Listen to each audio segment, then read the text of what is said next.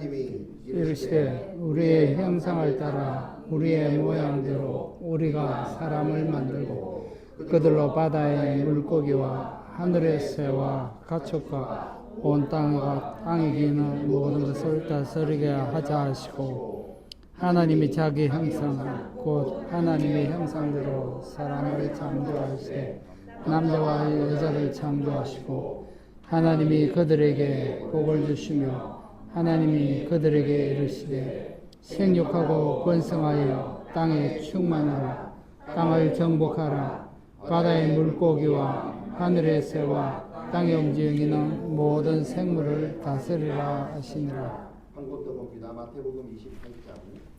마태복음 28장. 신약성경 제일 첫 번째입니다.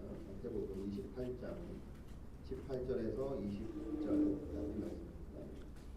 마태복음 28장 18절에서 20절 함께 독독하겠습니다. 예수께서 나와 말씀하여 이르시되 하늘과 땅의 모든 권세를 내게 주셨으니 그러므로 너희는 가서 모든 민족을 제자로 삼아 아버지와 아들과 성령의 이름으로 세례를 베풀고 내가 너희에게 분부한 모든 것을 가르쳐 지키게 하라. 볼지어다 내가 세상 끝날까지 너희와 항상 함께 있으리라 하시니라. 아멘. 이 시간은 딜키의 박범진 선교사 나옵니다. 당신은 하나님의 뜻을 아십니까? 하시겠습니다.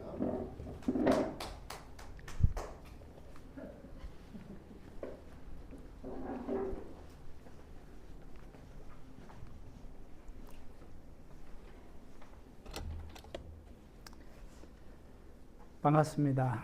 우리 작년에 보고 또 1년 사이에 또 한 번 더 보신 분들이 계셔가지고 별로 그렇게 낯설지 않은 분위기라서 속닥하고 안 그래도 좋은 분위기인데 교회당이 여러분들이 낯설지 않아서 더 좋은 것 같습니다.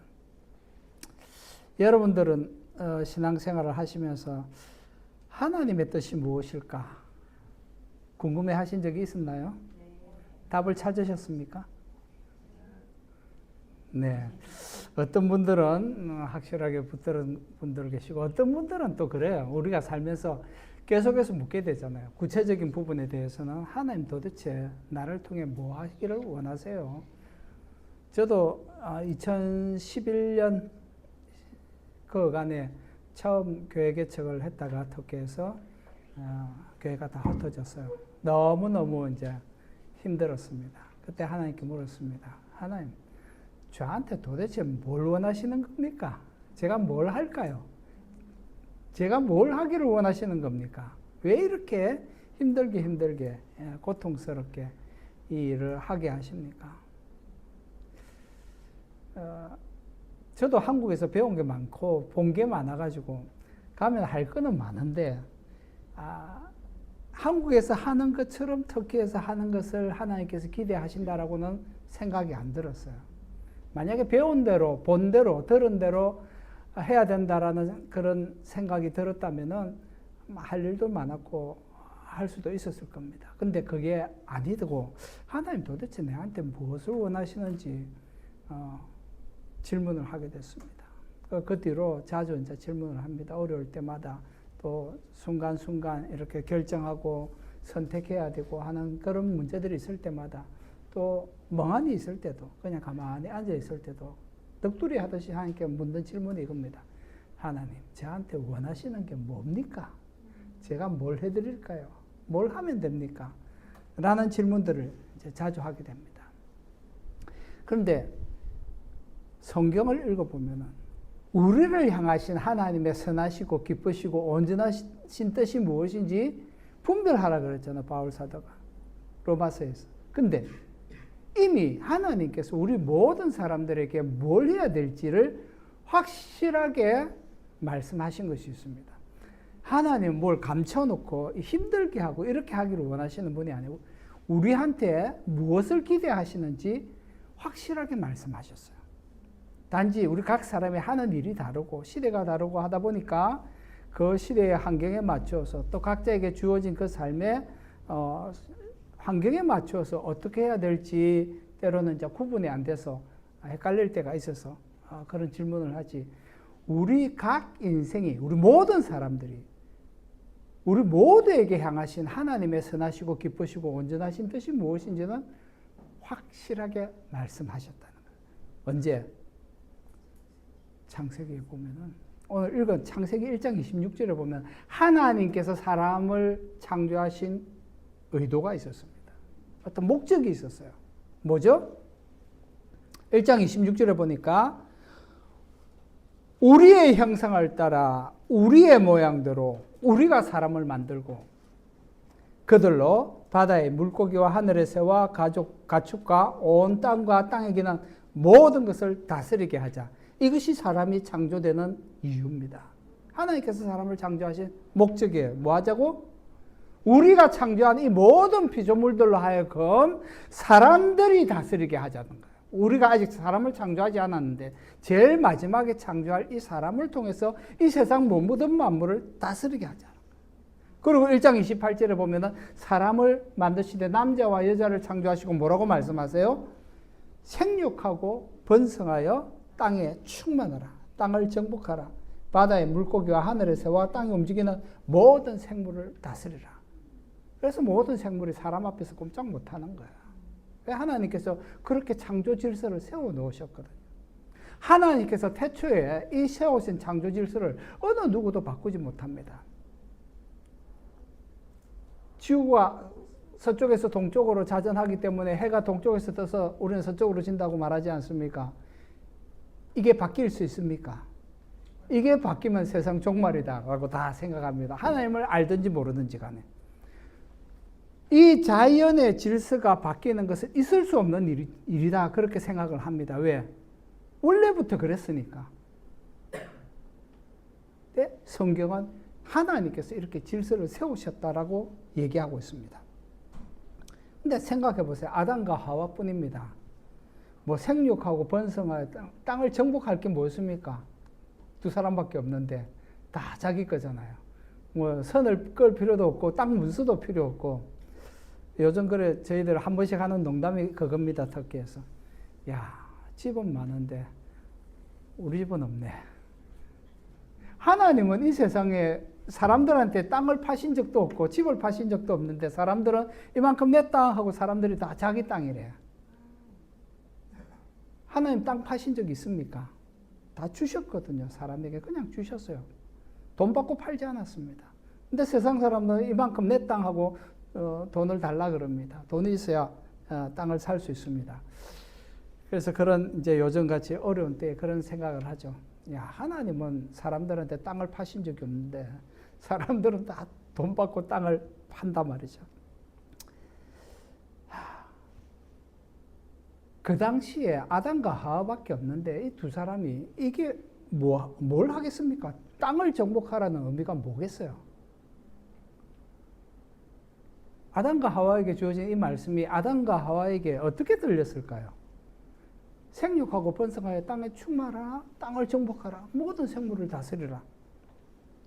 저는 성경을 여러 번 읽으면서 이 부분에서 하나님께서 아담과 하와에게 도대체 뭘 기대하신 걸까? 라는 생각을 한 적이 있습니다.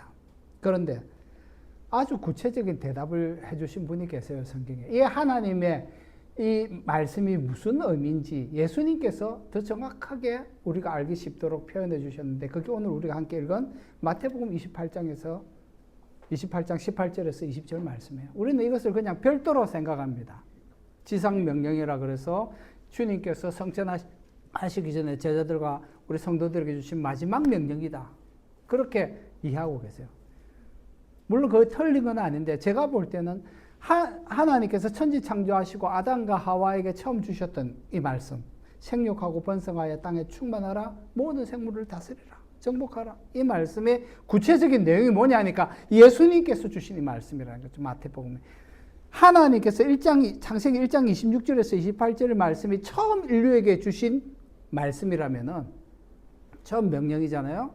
그리고 왜 이런 명령을 주셨는지도 이미 설명하셨고 사람을 통해서 이 세상을 다스리고자 하는데 그럼 어떻게 이 세상을 정복하라는 건가요? 그 구체적인 내용이 예수님께서 성천하시기 전에 우리에게 말씀하셨다는 거죠. 그게 바로 28장 18절에서 20절 말씀이에요. 너희는 가서 모든 민족을 제자로 삼아 아버지와 아들과 성령의 이름으로 세례를 베풀고 내가 너에게 분부한 모든 것을 가르쳐 지키게 하라. 이렇게 해서 하나님을 알고 예배하는 사람들을 통해서 이 세상이 정복되도록 하는 것. 총과 칼로 정복하는 게 아니고 하나님의 말씀으로 성도를 통해서 성도가 이 세상에 불어남으로써 이 세상에 충만함으로써 우리는 이 세상을 정복하는 거죠. 그래서 하나님께서 아담과 하와에게 생육하고 번성하여 땅에 충만하고 땅을 정복하라는 말씀은 총칼이 아니라 총칼로 싸울 사람이 누가 있습니까? 자기들밖에 없는데. 아담과 하와를 통해서 생산되고 태어나는 모든 출생하는 모든 사람들을 어떻게? 너희 자녀들이 하나님을 아는 백성으로 양육하라는 거죠. 하나님을 예배하고 섬기는 사람들로 충만하게 하라는 것입니다. 하나님께 주신 말씀의 의도는 그거예요. 그래서 예수님께서 구체적으로 우리에게 말씀하셨잖아요. 너희는 가서 모든 민족을 제자로 삼아 아버지와 아들과 성령의 이름으로 세례를 주고 내가 너에게 분부한 모든 것을 가르쳐 지키게 해라. 이렇게 함으로써 이 세상을 정복하라는 거예요. 이게 구체적으로 우리에게 주신 내용이죠. 그래서 우리가 무엇을 하든지 어떠한 직업을 가졌든지 무슨 일을 하든지 상관없이 우리의 본질적인 사명은 뭐다? 땅을 정복하는 것. 어떻게? 하나님을 알지 못하는 사람들로 하여금 하나님을 알게 하는 것. 그리고 하나님께서 미리 성별한 가족들이 있죠. 부모를 통해서 부모가 이미 예수를 믿음으로 말미암아 하나님의 자녀가 된 그 가족에서 태어나는 아이들은 어떻게 합니까? 그 자녀들을 하나님의 자녀들로 하나님을 알고 예배하는 자녀들로 양육할 책임이 있는 거예요. 그래서 하나님을 모르는 사람들의 가정하고 이미 하나님을 알고 가정을 꾸린 그 가정이 받은 사명은 그 가정에서 태어난 자녀들은 다르죠. 왜? 우리 말씀대로 가르침으로써 이 아이들이 하나님을 섬기는 자녀들로 하나님을 알고 예배하는 자녀들로 세워갈 책임을 우리는 이미 받았기 때문에. 자, 이점에서 저희 사역을 조금 소개하겠습니다. 더 정확히 얘기하면은 물론 저희가 이 사역을 하고 있지만은 하나님께서 저희들을 통해서 어떤 일을 하고 계시는지, 저희들을 통해서 어떤 방법으로 우리를 통해서 땅을 정복하게 하셨는지, 정복하고 계신지, 저희를 통해서 하신 일들을 보여드리는 겁니다. 아시는 것처럼 이제 투르키에 넘어가겠습니다. 넘겨주세요. 오늘 저희 둘째와 셋째가 왔습니다.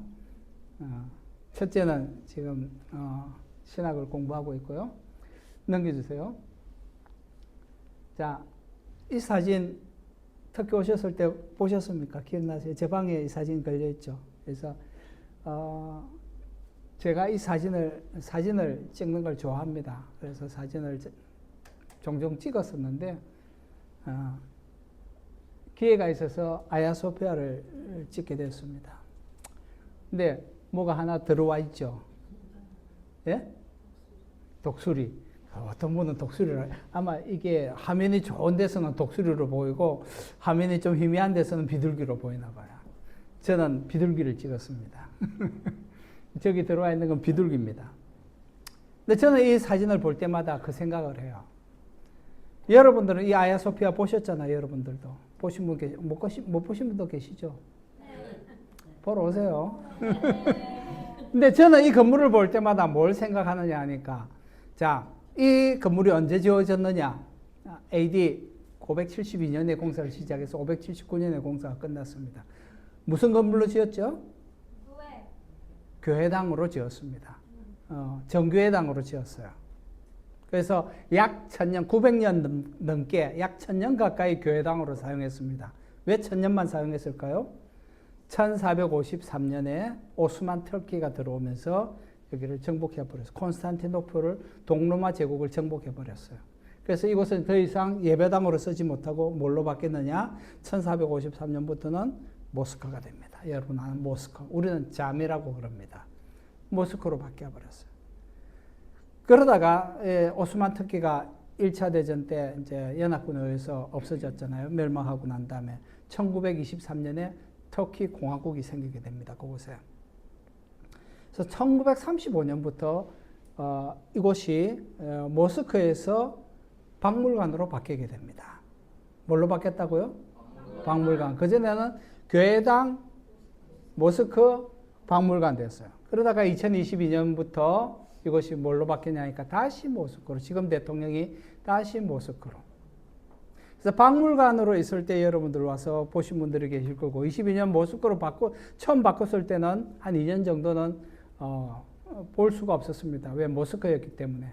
근데 지금은 모스크와 박물관 두 가지 용도로 사용합니다. 그래서 1층은 입구 쪽은 모스크로 사용하고 2층만 관광객들에게 개방을 해서 2층만 지금은 보여주고 있습니다. 똑같은 건물인데 예배당으로 지었는데 뭐가 됐다고요? 모스크가 됐다가 박물관이 됐다가 다시 모스크가 됐다가 박물관과 모스크로 지금 같이 쓰고 있습니다. 왜 이름이 달라졌을까요? 그 안에 누가 들어가냐에 따라서 어떤 용도로 사용하느냐에 따라서 같은 건물인데 이름이 달라져요. 그렇죠? 예수 믿는 사람이 들어가면 교회당이고 예배하기 위해서 모이면 교회당이고 모슬렘들이 자기들 신앙에 따라서 예배하면 그것은 모스크가 되는 거고 돈 받고 박물관으로 개관을 하면 그거는 관광객들이 들어가는 것이고 이해가 되시죠? 누가 들어냐에 따라서 건물에 누가 사용하냐에 따라서 이름이 달라져요. 아야소피아라는 이름은 앞에 붙은 이름은 똑같지만은 뒤에 붙는 용도와 목적이 무엇이냐에 따라서 건물의 이름이 달라집니다. 아마 이 교회당도 여러분들이 교회당으로 쓰기 전에는 교회당이 아니었죠. 그렇죠? 누가 들어가냐에 따라서 회사가 될 수도 있고 창고가 될 수도 있고 예배를 위해서 사용하면 예배당이 되는 거. 그래서 우리는 뭘 남겨야 됩니까? 그래서 저는 이 건물을 볼 때마다 그래서 우리는 뭘 남겨야 된다? 사람을 남겨야 된다는 거예요. 예수 믿는 사람을 남겨야 되는 거예요. 그게 우리가 해야 될 일이에요. 좋은 건물 짓는 거 좋은데 그 좋은 건물을 통해서 누구를 만들어야 된다? 누구를 생산해야 된다? 예수 믿는 사람을 우리가 만들어내야 돼. 그게 우리의 목적이에요.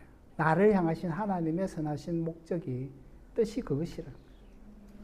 넘겨볼까요? 비둘기를 생략했는데 우리는 뭐 성령을 비둘기에 비유하잖아요. 비둘기 같은 성령. 그래서 저는 이제 이 사진을 볼 때마다 기도하는 게 그겁니다. 이거는 예배하는 교회당을 목적으로 처음 지어졌으니까 하나님 터키에 있는 교회당들이 예배하는 자들이 저 비둘기 같은 성령과 같이 우리 교회 위에 충만하게 임하기를 원합니다라고 이 사진을 볼 때마다 그 기도를 합니다. 저로 하여금 이 땅에 하나님을 섬기는 사람들로 충만하도록 이 일을 감당할 수 있도록 은혜를 주십시오. 여러분들도 같이 이 제목을 가지고 기도해 주시면 좋겠습니다. 넘겨주세요. 자, 이거는 터키의 이 현대 선교는 1961년부터 시작했습니다.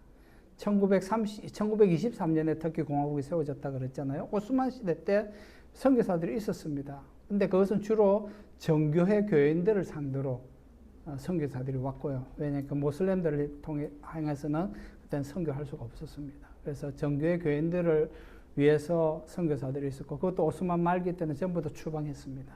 그래서 한동안 터키 땅에 선교사도 없었습니다. 근데 이제 1961년부터 현대 선교가 시작이 됐고요. 그때 1970년부터 이제 통계를 잡기 시작했습니다. 지금 터키 인구가 얼마나 되냐니까 8,600만 얘기합니다. 2030년대 넘어가면은 터키 인구가 1억이 될 거라고 기대하고 있습니다. 8,600만. 예수 믿는 사람이 지금 2019년 통계가 6,700명으로 나와 있습니다.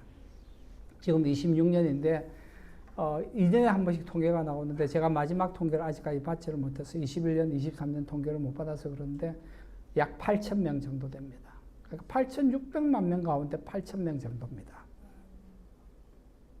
나누기를 하면 0.0001% 나오는데 뭐 숫자적으로 백분율로 굳이 환산하자면 0.01%가 안 되는 거죠. 할 일이 많다. 할 일이 너무 많다, 많아도. 누가 필요합니까? 사람이 필요한 거예요. 이해가 되시죠? 8,600만 명 가운데 8,000명의 성도가 있어요. 우리가 할 일이 너무 많아요. 근데 몸이 모자라죠. 그 말은 사람이 필요하다는 얘기예요. 사람이 좀 왔으면 좋겠어요. 근데 한국 인구는 줄고 있고 교회 숫자도 줄고 있고 예수 믿는 사람도 줄고 있고 이 일을 누가 할 거냐는 거예요. 조금만 지나면은 이 교회 지킬 사람도 없어질 것 같은데 한국 교회를 지킬 젊은이도 점점 줄어들고 있어서 한국 교회 지킬 사람도 부족한데 누구를 보내겠느냐 하는 거예요. 누가 갈 거예요? 여러분 올 거예요? 네. 참말로 구경하러도 구경하러 오는 거지만 이 사람들을 위해서 올 수 있겠느냐는 거야. 아니면 여러분들 교회를 통해서 사람을 보내주겠느냐는 거야. 넘겨보세요. 그 다음에 이제 교회 숫자인데 마찬가지로 지금 교회 숫자도 왔다 갔다 합니다. 지금 200개가 안 되죠. 가정 모임까지 다 해서 건물 있는 교회는 5손가락 안에 들고 대부분 이제 월세고 가정 모임을 하는 교회들도 많은데 숫자가 최근엔 줍니다. 줄 수밖에 없는 게 월세가 없어가지고 교회가 문을 닫아요. 너무 월세가 올라가지고 우리도 아직은 열고 있지만 내년에 어떻게 될지 모르겠어요. 우리 지금 월세가 1년 버티면 내년도 월세는 이제 모르겠다 해요. 왜냐니까 30% 오릅니다. 해마다. 여러분 월세 30%예요. 여러분 한국 30%씩 이렇게 인상 안 하죠. 보통 한 자릿수도 뭐 1단위로 왔다 갔다 하는데도 벌벌 떠는데 우리는 해마다 30%예요. 그러니까 교회 숫자가 지금은 경제적인 어려움 때문에 사실은 좀 줄고 있습니다. 선교사님들도 많이 추방돼서 재정적으로 도움을 주실 분들이 많이 줄어들고 그래서 월세도 계속 오르고 이게 지금 터키의 교회의 현실이에요.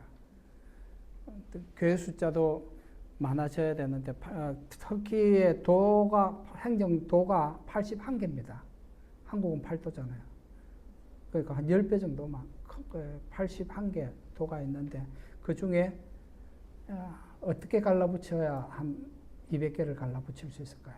근데 대부분 이스탄불, 앙카라, 이즈밀, 그 다음에 이제 동남부 지역에 이쪽에 분포 있고 나머지는 뻥 뚫렸습니다.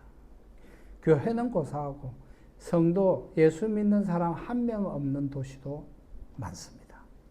그러니 할 일이 많다. 누가 필요하다? 사람이 필요하다. 이게 지금 터키의 현실입니다. 넘겨주세요. 자, 넘겨주십시오. 다 설명하자면 며칠 세미나를 해야 될 판이니까. 자, 지금 이제 여성 사역에 대해서는 우리 연영 선교사가 사역을 하고 있으니까 이 부분에 대해서는 우리 연 선교사님이 소개를 좀 하도록 하겠습니다. 여기 리모컨에 있었네.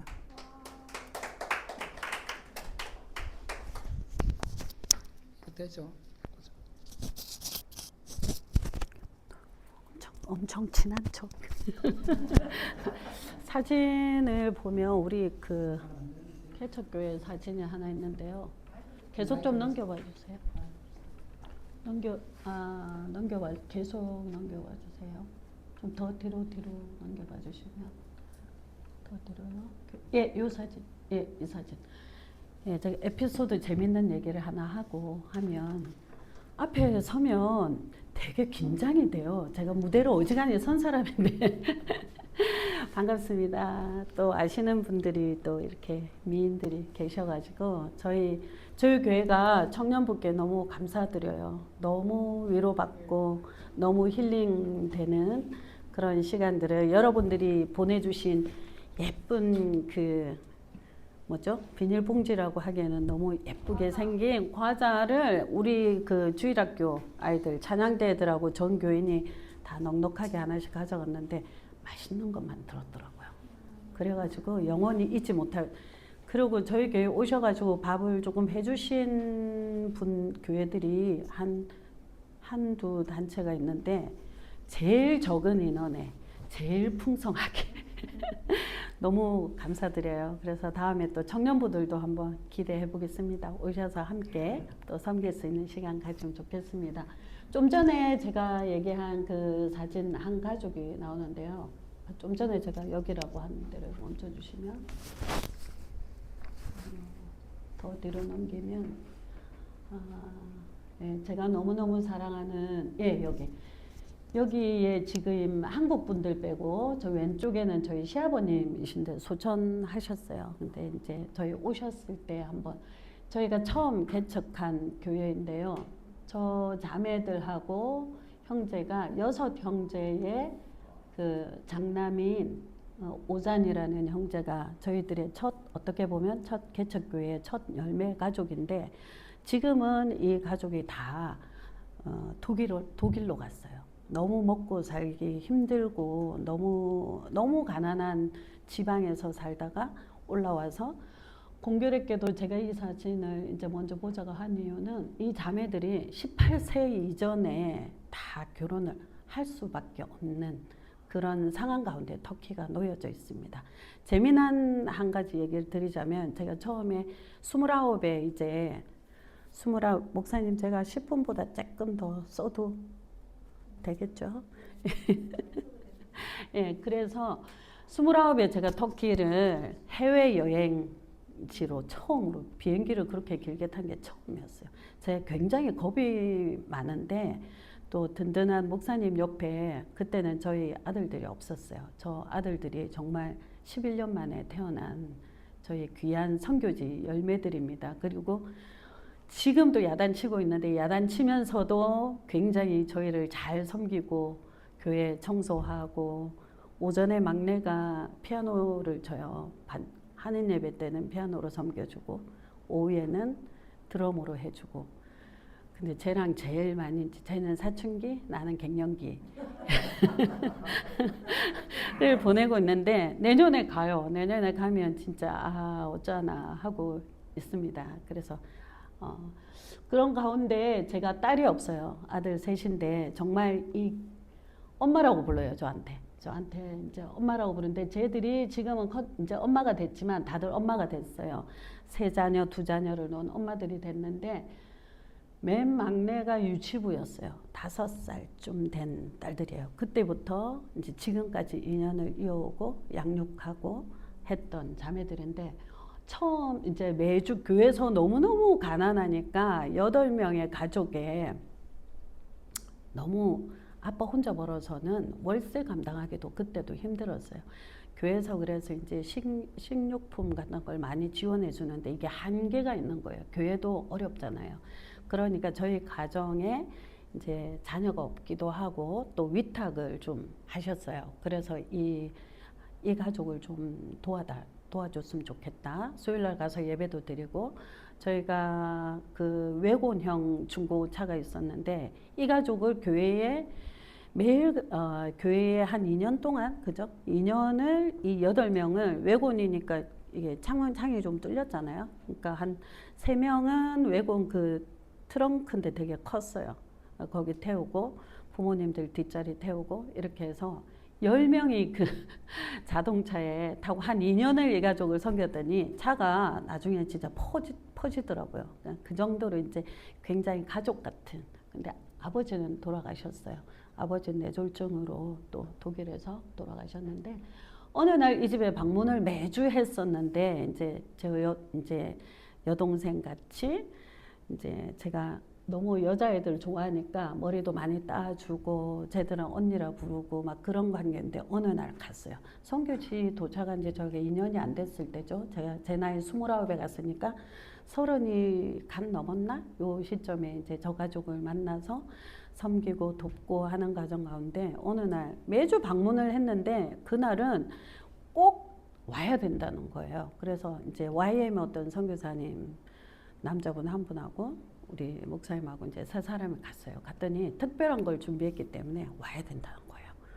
그런데 상상 못할 상차림이 정말 푸짐하게 차려졌는데 우리 개인 접시 하나하나마다 양머리가 하나씩 나온 거예요.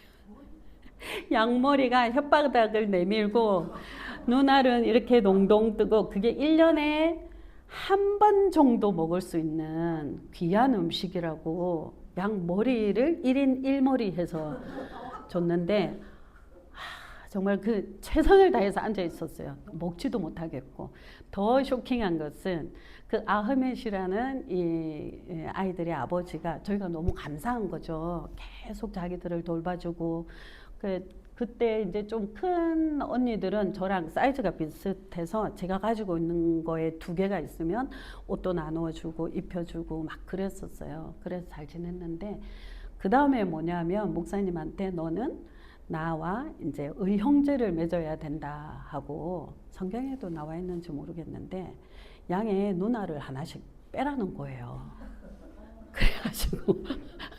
그래가지고 누나를 하나 자기가 빼더라고. 빼면서 목사님은 다행히 저한테는 욕을 안 했어.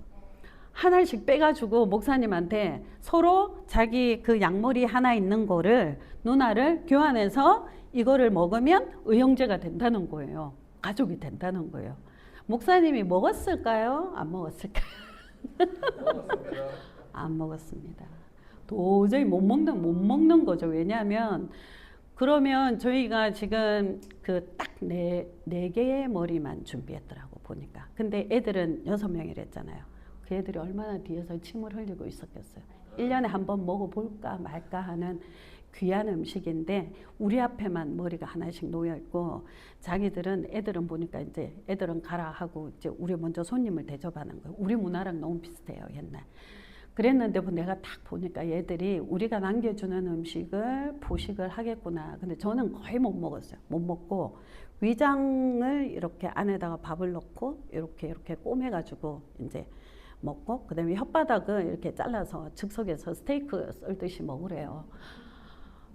근데 목사님 내가 뛰쳐나갈 줄 알았대. 근데 제가 꼭 참고 이제 혓바닥 요리를 조금 먹고 그리고 이제 그 자기들은 정말 핥아 먹듯이 깨끗이 먹는데요. 그러면 나중에 뼈만 이렇게 앙상하게 그런 현장이었습니다. 그런데 제가 뛰쳐나가지 않고 지금까지 살아서 주방되지도 않고 그런 에피소드가 있는 굉장히 이제 저희가 끈끈하게 독일로 간 경로도 굉장히 가슴 아픈 사연이에요. 이제 그 미랑을 아시나요? 미랑을 배에 1인당 2, 3천 유로를 주고 유로죠. 300만 원 넘죠. 그죠?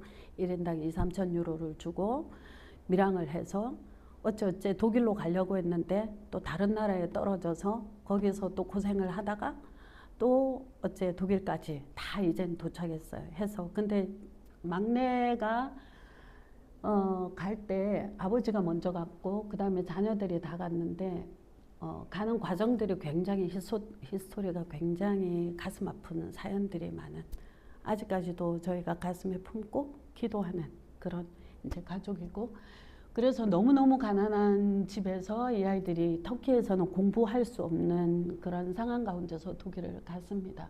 그래서 맨 막내가 저희 시아버님 옆에 있는 저인데 저희가 이제 특별히 목사님께 아버지라고 하고 저한테 이제 엄마라고 영적인 엄마라고 하는 이 가족입니다. 그래서 펠다라는 자매인데요. 왜 이 사진을 먼저 보자고 했냐면 저희 메시데이 교회 개척교회에 이제 첫 열매들이고 그런데 가슴 아픈 건 다 이혼의 경험이 있어요. 왜 이혼을 할까요? 다 이혼의 경험이 있어요. 그래서 내가 뒤돌아보니까 얘들이 너무 어린 나이에 결혼을 한 거예요. 터키에는 지금 현재로 15세, 14세도 간혹 있고요.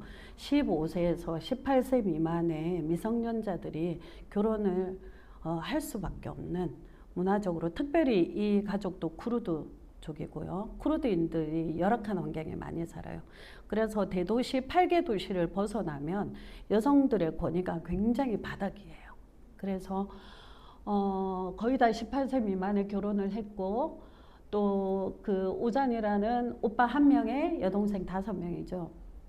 그리고 근친 결혼을 많이 하기 때문에 장애인도 많이 태어나고 이런 어려운 상황 가운데 있는 트루키의 여성들입니다. 또 오빠 같은 경우에도 길에서 만난 이제 그 부인이에요. 옆에 부인이랑 뭐라고 그러죠? 보쌈 하듯이 그렇게 할 수밖에 없어요. 왜냐하면 중고등부 때 결혼을 하면 왜 보내겠습니까? 너무 가난하고 돈이 없고 지참금을 받고 딸을 팔다시피 보내는 거예요. 그런데 저 형제가 부모가 가난하기 때문에 또 자신이 공부를 얘들이 터키에서 많이 하지 못했기 때문에 지참금을 줄 능력이 없어서 그냥 그 부쌈하듯이 그렇게 도망쳐서 이제 그렇게 해서 이제 살게 되고 아이를 가졌는데 아이를 가져서 저희 교회에 왔는데 혼인신고가 안 된 거예요. 혼인신고 결혼식도 안 해봤고 그래서 저희가 결혼을 시켜주고 웨딩 드레스를 못 입히니까 이제 이쁜 그때는 제가 입었던 예쁜 그 누가 선물해 주신 저게 있었어요. 임신복 레이스로 됐는데 그게 되게 예뻤나 봐요. 자기는 그걸 입고 싶대. 그래서 내가 그거를 입혀주고 그래서 이제 그 혼인신고를 해주고 아이를 출산하려면 혜택을 받을 수 있으니까 그렇게 했던 굉장히 6 형제가 다 스토리가 너무너무 정말 많은 그런 가족입니다. 그래서 지금 독일에서 있는데 신앙생활을 잘 하지는 못하는 것 같아요. 하지만 이제 성경을 가지고 읽기도 하고 기도하고 교회가 터키인 교회들이 없기 때문에 가정에서 이제 저희도 간간히 소식을 들으면서 기도해주고 하는 가운데 있습니다. 이 가족을 왜 소개했냐면 제가 지금 저희가 터키에 간 지가 이제 29년 제가 29에 갔다고 했잖아요. 29에 갔는데 29년 차로 들어갔어요. 그래서 이제 어느 문화권이 제가 익숙하고 좋을까요? 터키가 굉장히 천천히 가는 문화이기 때문에 이제 거기가 더 편안하게 느껴지는 것 같아요. 그리고 이렇게 사연이 많은 가족이 이 가족뿐만이 아니라 저희가 만나왔던 섬겼던 가족들이 있기 때문에 굉장히 제2의 나의 조국이다 하는 이런 마음을 가지고 지금 사역을 하고 있습니다.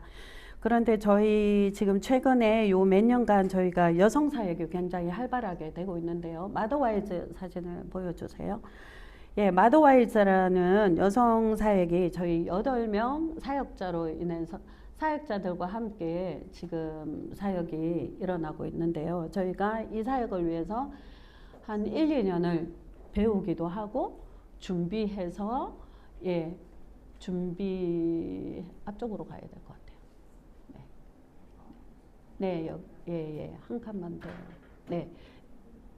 네, 지금 마더와이즈라는 사역은 어머니 학교 같은 거예요. 그런데 8주 과정을 가지고 성경 공부를 이제 하는 거예요. 그래서 8주 동안 자기가 말씀으로 이제 5일 정도를 큐티를 하고 오면 저희가 이제 티칭도 하고 이렇게 소그룹 모임도 하고 지금 저희 예배당 오신 분들은 아시는데 저희 예배당에서 지금 저희 교회 두 교회 개척 사역만 일어나는 것이 아니라 여성 사역과 마더와이즈 지금은 한국인들의 어떤 마더와이즈 사역입니다. 그래서 저렇게 소그룹 모임도 가지고 해서 지금 터키에 다음 사진 보여주세요. 터키에 지금 이렇게 저희가 작년에 3번의 8주 과정을 터키어로 마쳤습니다. 그래서 이걸 왜 소개시켜 드리냐면 터키 교회 여성 지도자들만 첫 회를 했어요. 그래서 장로 부인도 있고 집사님, 권사님 정도에 되는 믿음이 아주 출중한 리더 부인들도 참여한 이런 가운데서 이것을 이런 프로그램이 없었는데 이게 정말 자기들한테 영적으로 단체 뭐라고 그러죠? 집단 상담 같은 효과를 본 거예요. 그래서 8주 동안 울고 웃고 너무 많이 울고 찬양과 예배와 또 말씀이 함께 가는 8주 과정을 마치면서 저희가 이거를 시작하면서 저희도 한 1년 반을 준비를 했거든요. 기도하고 터키어로 또 해야 되니까. 그래서 저와 저희 팀의 한두 명 선교사님이 이제 터키어로 하는 티칭과 소그룹 이제 모임들을 함께 하고 있는 장면이에요. 그 다음 사진 보여주세요. 이거 말고 마도와이즈 사진이 그 앞쪽으로.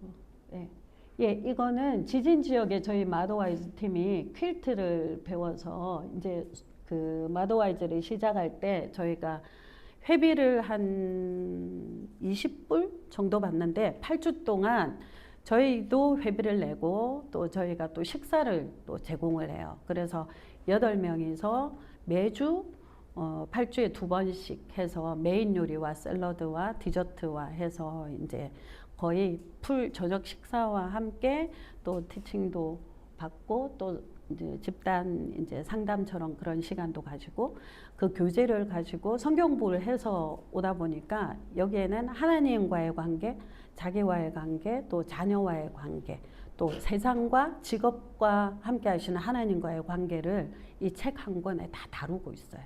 그래서 이제 좀 전에 소개했던 그 가족의 쓴뿌리가 교회마다 사연이 너무 많은 여성들이 너무 많아요. 가슴 아픈 여성들이. 그래서 이런 마도와이즈 이것을 하고 보니까 너무 잘했다. 너무 집단적으로 치유가 일어나기 시작하는 거예요. 이 사람들이 우리가 여기서 천국을 경험했습니다. 너무 감사드리고 이 사역이 계속되었으면 이 일이 계속되었으면 좋겠습니다. 자기들이 이제 막 방송을 하고 다니는 거예요. 마더와이즈 이 과정을 꼭 하세요. 그래서 교회에 여성사역이 없던 교회들도 지금 문의가 오고 있고 또 신앙이 연약한 자들도 이것을 하게끔 지금 돌아가면 이번에 이제 4번째 마더와이즈가 9월 17일부터 저희가 8주를 또 준비하고 있는 과정 가운데 있습니다. 이 일들을 위해서 많이 기도해 주시고 지금 지진 피해자 지역에서는 여성들이 너무너무 가슴 아파요. 11개 도시가 어느 정도로 지금 안타까운 상황에 놓여 있냐면 이들이 지금 천막교회입니다. 천막교회 금요일 저녁에 참석을 했는데 비가 오면 빗소리가 두두두두두 다 들려요. 그런데 저기 한 200명이 넘게 꽉 차서 금요 예배가 한 3시간 이상 하더라고요. 그래서 초동부 아이들은 그날 말씀을 가지고 말씀을 하면 자기들이 연극을 준비해서 어설프죠. 어설픈데 축제 같은 금요 예배를 기도 모임을 하고 있는 현장을 보고 왔어요. 또 저희 단체가 또 이 지역을 돕기도 하고 컨테이너 집을 또 마련해 주기도 한 그런 계속해서 영적으로 이 지역과 함께 저희가 가고 있는 지역입니다. 그래서 이곳에 가서 지금 소외된 여성들에게 집이 없고 아직도 천막이나 컨테이너에 살고 계신 분들이 많습니다. 그래서 남편도 잃고 자녀도 잃고 자기 혼자 살아남으신 분들도 많고 여러분들이 생각하셨던 그 지진의 피해 현장이 굉장히 큽니다. 11개 도시면 저희 나라 면적이에요. 저희 나라 면적의 도시가 다 무너졌다고 보시면 돼요. 수십만의 사망자의 그 상처를 여성들이 감당해야 되는 분량들이 너무나 많은데 저희 마더와이즈 팀이 가서 함께 바느질 하면서 또 마더와이즈를 소개하고 또 여러분들은 귀하신 분들입니다 하면서 저희가 소개하고 또 봉사한 사진들입니다. 네, 넘겨주세요. 네, 소그룹 모임이고요. 네, 여기까지 하겠습니다. 여성 사역을 위해서 기도 많이 해주시면 감사하겠습니다.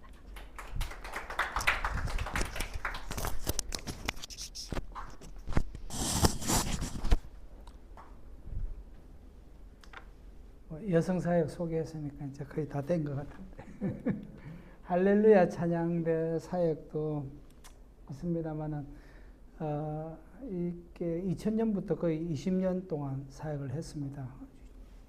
터키에서 최초의 찬양대였자 유일한 찬양대였습니다. 근데 코로나 이후로 계속 하지를 못했습니다. 중요한 이유 중에 하나가 또한 반주자가 없어가지고 유일한 찬양대마저 없어졌어요. 뭐 이렇게 예배 전에 이렇게 찬양 인도하는 이런 찬양 그룹들은 있는데 사부로 하는 이런 찬양대는 이제 유일하게 하나 이렇게 만들어졌는데 지금은 없어졌습니다. 여러 가지 이제 유일한 찬양대다 보니까 다양한 행사, 그렇죠? 크리스마스 때, 부활절 때, 교회 결혼식 때, 세례식 때 저희들이 많이 초청을 받아서 사역을 참 많이 했었는데 좀 안타깝게 됐습니다. 많은 분들이 참 열정을 다해서 함께 사역을 했는데 사람이 없어서 못했습니다. 여기는 이제 전도 집회도 하고 했는데 아쉽죠. 그 다음에 지금도 이제 계속 사역을 해왔던 것 중에 하나가 신학교 사역입니다. 아까 한 8,000명 정도의 성도들 가운데 여러분 교회 지도자로 세움을 받기 위한 사람이 몇 명이나 될까요? 전국에 8,000명이 성도인데 교회 지도자로 자기가 섬기겠다고 이렇게 신학교 훈련을 받는 사람은 통계는 안 나와 있지만 다 합해봐야 한 5, 60명 정도 되지 않을까 생각을 합니다. 그 중에 이제 한 학교에서 사역을 했고 제가 한 3군데 정도 사역을 했습니다. 지금은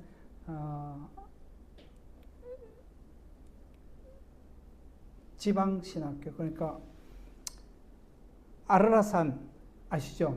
성경에 나오잖아요. 노아의 방주가 머물렀던 그 아라라산이 있는 도시가 반입니다.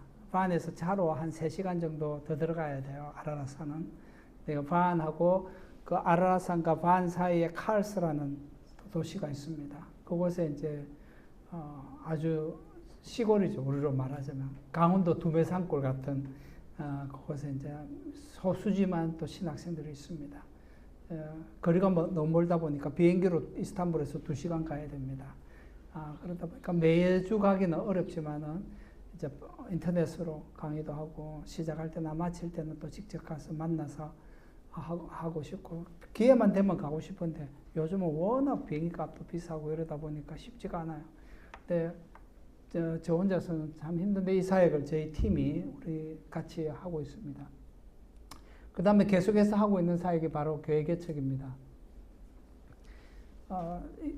계속 했고 해왔고 앞으로도 해야 될 사역은 교회 개척인데 교회가 계속 더 많아져야 아까 말씀드렸다시피 전국에 200개가 안 되는데 도는 81개고 우리 남한 면적이 7.5배입니다. 터키가 81개의 도가 있고 그러니까 얼마나 많은 더 예배당이 더 세워져야 되겠습니까? 이것은 예배당을 세우기 위해서는 사람이 필요하죠. 사람이 가야 되니까.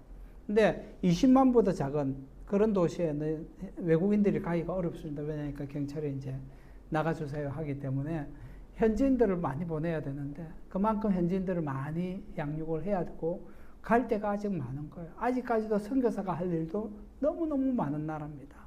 그래서 사실은 우리가 평생에 모슬렘 상대로 세례자 한 명 구하기도 쉽지 않은 그런 지역이거든요.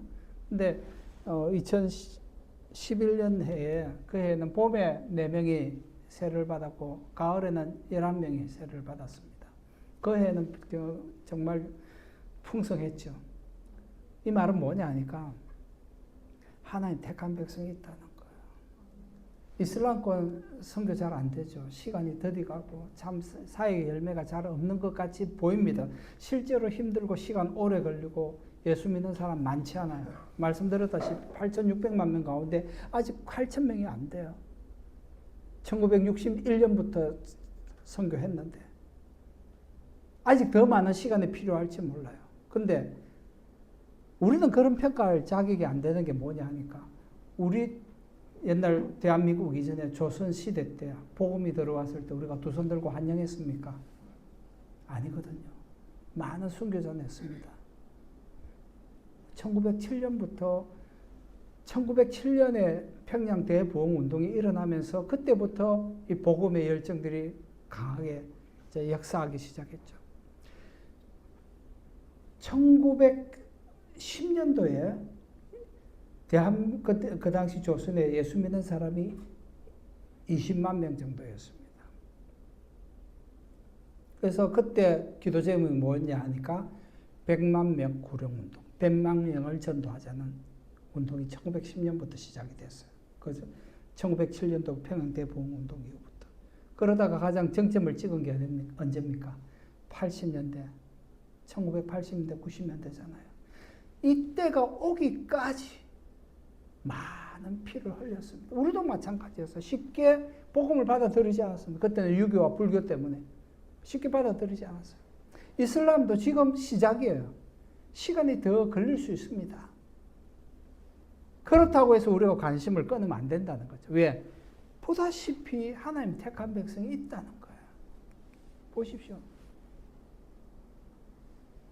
저 할머니부터 한 집안에 손녀까지 같이 세례를 다 받았어요. 며느리들 다 있다니까요. 할 일이 있는 거예요.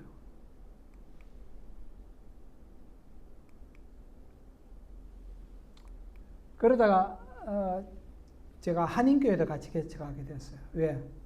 하나님께서 터키인에 대한 부담 때문에 사실은 터키를 갔지만 가보니까 제가 처음 섬겼던 현지교회 가니까 여러분 저는 터키에 터키 사람만 사는 줄 알았습니다. 왜? 한국에 살 때 우리 대부분 한국 사람밖에 없었잖아요. 지금은 뭐 다민족이 돼가는 건 상황이 있지만 저도 깜짝 놀라지만 한국 안에서 외국인들을 너무 많이 보게 돼서 저도 좀 경이롭기도 하지만 우리는 늘 한국 사람들만 한국에 사는 줄 알았거든요. 터키에 가면 나는 터키 사람만 사는 줄 알았어요. 근데 교회 안에 가보니까요. 터키만 있는 게 아니고 아까 보여드린 쿠르드인도 있고. 근데 그것만 있나요? 옛날부터 여기 에르메니안 정교회 교인들 그 당시 그 다음에 수리아니 그것도 정교회 뿐만 아니라 여러분 갈대아 사람 나오잖아요. 응? 갈대아 사람 북이스라엘을 멸망시켰던 갈대아인들 있더라고요. 자기가 갈대아인이래. 그 터키 말로는 킬단이라 그러는데 그 교회 안에 다양한 민족이 있는 거야. 조그만한 교회 안에 투르크, 큐르트, 수리아니, 에르메니, 킬단이 벌써 5종. 우리 한국 사람 6. 한 교회 안에. 그래서 하나님께 제게 주신 마음이 뭐냐니까 하나님은 누구를 사랑하신다? 터키인, 한국인, 모든 민족. 그래서 우리에게 모든 민족을 제자로 삼으라 하셨잖아요. 저는 터키만 하면 될 줄 알았는데 가보니까 아니더라고. 하나님께서 한국인에 대한 부담도 주셨어요. 그래서 하나님 제가 할 수만 있다면 기회만 된다면 제가 한국 사람들한테도 그런 복음을 전하겠습니다 해가지고 한인교회까지 세우게 된 거예요. 한인교회를 위한 예배도 만들어지고 현지인을 터키인들을 위한 예배도 세우고 이렇게 마음을 여니까요. 중국 사람도 보내주시네. 한족. 한때는 한족이 우리 교회에 와서 저를 통해서 한 달 동안 선교 훈련 받고 왔어요. 선교사 후보생들. 한족 선교사 후보생들. 그러니까 마음을 여니까 하나님께서 이런 기회들을 주시고 모든 민족을 섬길 수 있는 기회를 주시는 거예요. 그러다가 이제 좀 많이 아팠죠. 2011년도에, 2013년도에 폐결핵을 앓았습니다. 폐결핵을 앓았는데 그때 이제 오진을 해가지고 의사가 병이 깊어졌어요. 병이 깊어져가지고 각혈을 했습니다. 그래서 왼쪽 폐가 구멍이 3개가 났다 그래요. 그래서 나중에 폐 사진을 찍은 거 보니까 깔아앉았더라고. 너무 많이 이제 상태가 심각하죠. 근데 이제 폐결핵 약을 먹으면서 시력이 안 좋아져서 안과병원 가라 그래서 안과병원 가서 진단을 해보니까 망막병증. 그 뒤로는 이제 황반변성. 이제 이렇게 됨으로써 정말 레이저 치료도 많이 받았습니다. 저는 다른 치료도 많이 받아봤지만 지금까지 제가 받아본 것 중에 레이저 치료가 제일 힘들더라고요. 눈에다 레이저를 쏘는데 충격이 심해요. 머리가 팅팅 튕깁니다. 그걸 뭐 수십 번씩 맞았으니까. 그래서 제 눈동자는 사진 찍은 거 보면은 달 표면 있잖아요. 그것처럼 막 엉망이에요. 근데 결국 그러다가 이제 오른쪽 눈 시력은 갔습니다. 오른쪽 시력은 안 나와서 일종 보통 면허였는데 이종 보통이 돼버렸습니다. 시력이 없어서. 그리고 몇 년 전에는 이제 스탠트도 하게 되고, 몸이 이제 힘들었죠. 보시기에는 허우대, 우리말로 이제 허우대가 멀쩡하잖아요. 허대는 멀쩡한데 이제 속으로 골문 데가 있는데 저는 이게 하나도 억울하지는 않습니다. 시력이 없어지고 뭐 디스크도 있고 폐도 가라앉고 그래서 2011년 이후로는 뛰는 걸 못 해봤습니다. 걷는 것도 힘들었으니까. 저는 퇴원만 하면은 뭐 날듯이 나는 이제 뛸 수 있을 거라 생각했는데 걷는 것조차 힘들어서 저희 집 사람 뒤쫓아가는 것도 힘들었습니다. 최근에 이제 조금 뜁니다. 몇 분 뜁니다. 근데 저는 이걸 말씀드리고 싶은 게 아니고 몸은 이래도 아직 할 일이 많고 일을 해야 되는데 하고 싶은 일이 있는데 끝까지 내가 받은 사명이 있으니까 끝까지 가고 싶은데 저 혼자서 안 되는 거잖아요. 신학교 사역이고 교회 개척 사역이고 아내는 이제 여성 사역이고 그 다음에 또 있습니다만은 아까 북경시온께 말씀드리고 저희 교회에서 분리개척을 하나 했습니다. 임마누엘 교회 이거는 지난번에 말씀을 드린 것 같습니다. 그래서 교회 개척 계속 이루어져 왜 교회당이 부족하니까 더 많은 교회가 세워져야 되니까 할 수만 있으면 교회를 세우는 것이 저의 사람을 키우는 것을 말할 것도 없고 교회당을 빨리 더 하나라도 더 만들어야 복음을 들을 기회가 더 많아지는 거니까. 그래서 우리 교회 모토가 그겁니다. 교회를 세우는 교회. 어디서 보셨잖아요. 교회를 세우는 교회.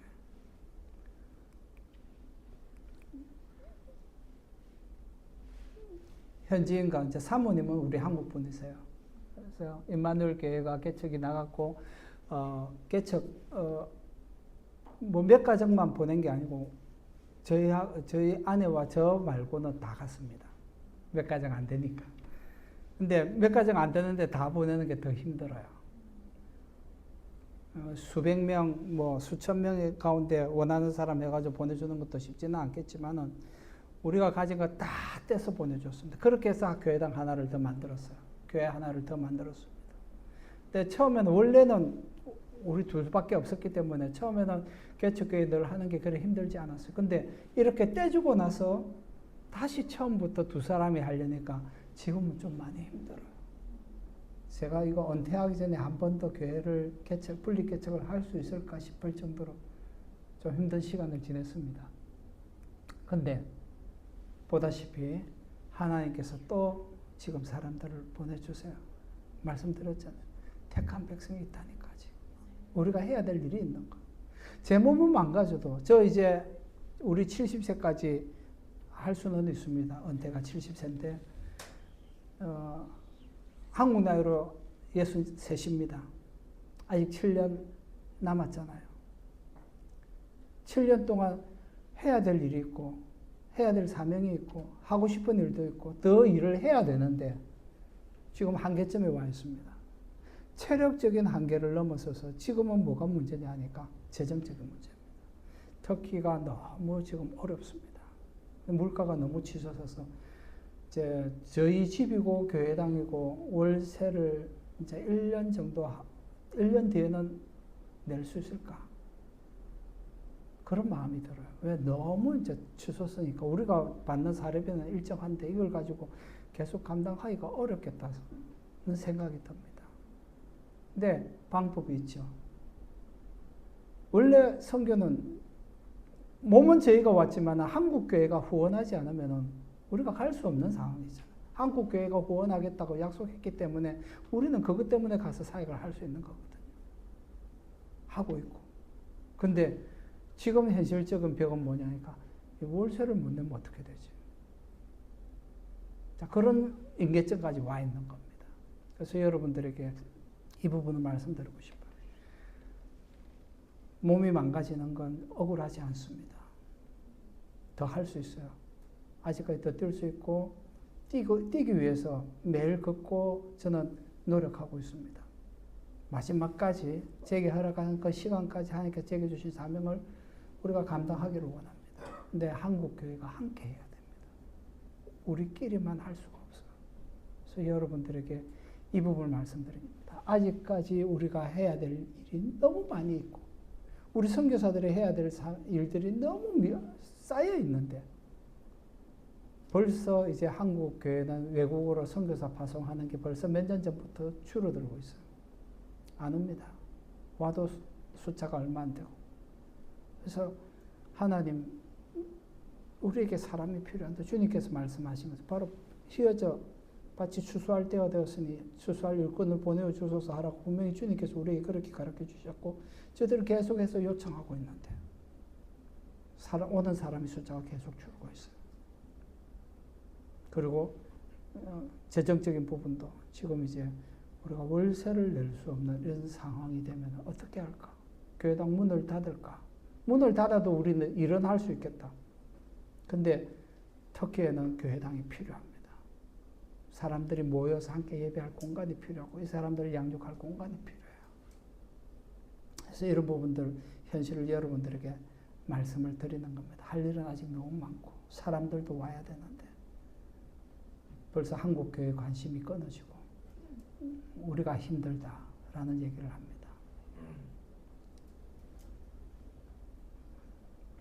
그래서 오늘 제가 창세기와 마태복음에 있는 말씀을 여러분들에게 인용해서 말씀을 드렸습니다. 우리를 향하신 하나님의 선하시고 기쁘시고 온전하신 뜻이 무엇이냐? 땅 끝까지 이르러 내 증인이 되리라 라고 말씀하셨던 것은 단지 선교사들에게 뿐만 아니라 하나님을 예배하고 예수 그리스도의 이름으로 구원을 받은 모든 사람들이 동일하게 같이 받은 사명이에요. 창세기 때부터 사람이 만들어진 목적이 이거잖아요. 그래서 이 사명은 우리가 역할이 다를 뿐이지 우리가 맡은 사명, 우리가 감당해야 될 목표는 똑같다라는 거예요. 이것을 기억해 주셨으면 좋겠습니다. 우리를 향하신 하나님의 선하신 뜻은 한 번도 바뀐 적이 없습니다. 하나님의 소원은요, 우리와 함께 사는 거예요. 나는 너희 하나님이 되고 너희는 내 백성이 되리라. 출애굽 이후 때만 말씀하신 게 아니고 계시록 21장에도 보면 마지막 날에 우리에게 펼쳐질 장면이 바로 이 장면. 하나님이 우리와 함께 하는 것. 그리고 하나님 그렇게 영원히 우리와 함께 사는 것. 그 날을 위해서 주님께서 이미 이 땅에 오셨고 희생당하셨고 부활하시고 승천하시고 그 날을 위해서 지금 기다리고 계시는 거예요. 그 날이 오기만은 기다리는 거예요. 언제 땅 끝이 옵니까? 언제 이 세상의 끝이 옵니까? 모든 민족에게 복음이 전거되어야 하리니 그제야 끝이 오리라. 모든 사람이 다 믿어야 되는 게 아니고 모든 민족에게 복음이 전거되어야 하리니 그제야 끝이 오리라. 아직 터키도 아직 다 못 끝냈는데요. 주님 오시기를 기대하신다. 우리가 이 부분을 완성해야 돼요. 적어도 여러분들 오시지는 못하더라도 가 있는 사람들이 그곳에서 마지막까지 그 작업을, 그 사명을 감당할 수 있도록 여러분들이 함께 기도해 주시고 후원해 주셔야 합니다. 이것은 우리가 함께 받은 사명이라는 말씀을 거듭 강조를 드립니다. 기도하겠습니다. 사랑하는 주님 은혜를 감사합니다. 우리를 향하신 하나님의 선하시고 기쁘시고 온전하신 뜻이 무엇인지 분별하라라고 말씀하셨는데 우리에게 이 분별력이 없어서가 아니라 알지 못해서가 아니라 하나님의 선하신 뜻에 나의 인생을 나의 생명을 내게 주어진 것들을 맡기고 포기하는 것이 어렵기 때문입니다. 우리에게 주신 사명이 너무나도 분명하게 우리 앞에 놓여 있는데 하나님 이 사명을 붙들고 끝까지 몸부림치며 나아갈 수 있도록 은혜를 다하여 주옵소서. 믿음을 다하여 주셔서 하나님께서 우리를 향하신 그 뜻을 끝까지 감당하고 살아냄으로 말미암아서 나의 인생을 통해서 내가 행한 이 모든 일을 통해서 오직 주님만 영광과 찬송을 받으시옵소서. 예수님 이름으로 기도합니다. 아멘.